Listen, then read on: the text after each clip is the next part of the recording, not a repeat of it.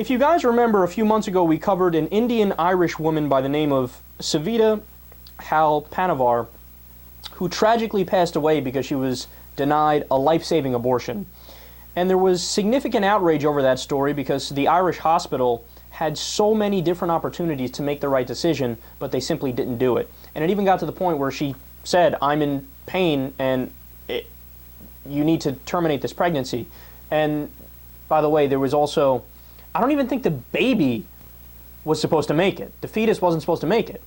So if you know the fetus isn't going to make it, and just by not doing the abortion, all you're doing is endangering her life, I mean, it defies all reason. The decision they made defies all reason, which is why it blew up into such a big story. Just a needless death. Well, now the Irish Prime Minister, a guy by the name of Enda Kenny, is considering taking action. So I think he deserves a fair amount of credit for that. Ireland's official policy on abortion, as it stands today, is a total ban. It's a complete ban. Now, I'm already baffled just by that, because that's really, really rigid. But Kenny's proposal would allow women to access abortion services if their life is in danger. And that's it. That's the entire proposal.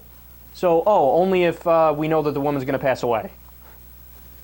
Yeah, you should probably codify that into law. No kidding.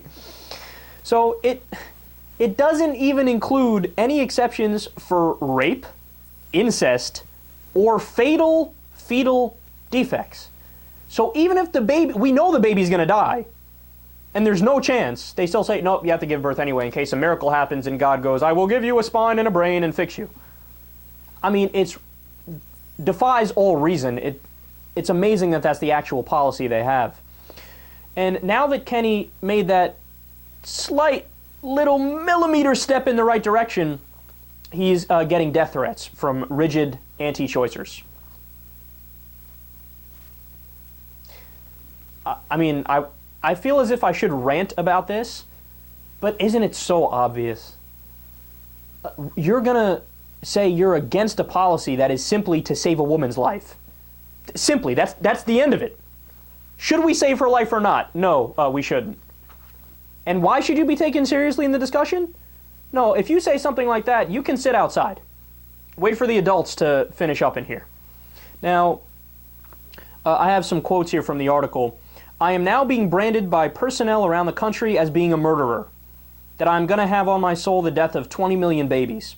I'm getting medals, scapulars, plastic fetuses, letters written in blood, telephone calls all over the system, and it's not confined to me.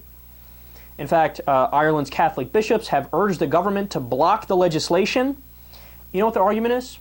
They say allowing dying women access to reproductive care is, quote, not necessarily to protect women. No, I believe that is exactly what it's for. I believe that's what it's for by definition. If you're giving a woman a life-saving abortion, why are you doing that? Let's think about it. Could it be to save her life? Yes! Meanwhile, the polls on this are overwhelming.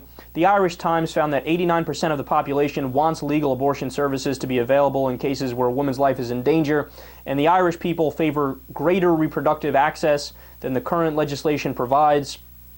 83% support legal abortion in cases when the fetus won't be able to survive at birth. 81% support legal abortion access for victims of rape and incest, and 78% support legal abortion to protect a woman's health, not just for her life. So, I mean, it shows you when there's a really loud, small minority, man, they can be irrational, and man, they can block progress. You got to fight back against it. That's the only answer.